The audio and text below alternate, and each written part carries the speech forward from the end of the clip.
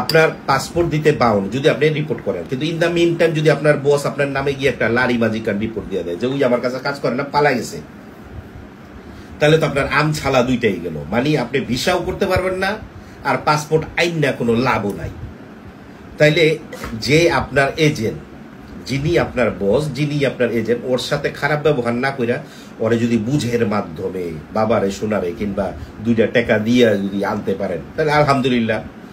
কারণ মালয়েশিয়ার নিয়মে আপনি এক জায়গায় কাজ করলে, ধরেন আপনি কাজ করেন আমার কাছে, এখন পারমিট করলেন কেরামতের কাছে, এই নিয়ম নাই মালয়েশিয়ায়, এই নিয়ম নাই। মানে আপনার ভিসা আমার কাছে, কাজই আমার কাছে করতে হবে। এখন কেরামতে কিন্তু আপনার নামে লারিবাজি দিয়ে দিতে পারে, কাজ করেন আমার কাছে, কেরামতে করলো যে আপনার কালকে আইতে হইব আমার কাছে কাজ করতে। এখন আপনি বললেন যে না আমি তোমার কাছে তো যাবো না, লিটু আমার বস, আমি লিটুর কাছে কাজ করবো। এখন কেরামতে যদি লারিবাজিকার একটা মামলা দিয়ে দেয় আপনার নামে, সেই মামলা কিন্তু হয়ে যাবো।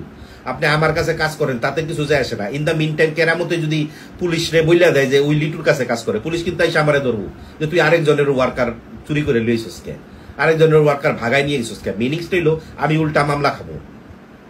বুঝাইতে পারছি ঘটনাটা? সো মালয়েশিয়ার কিছু নিয়ম কানুন আছে, একটু আগে যে কথাটা বলছি।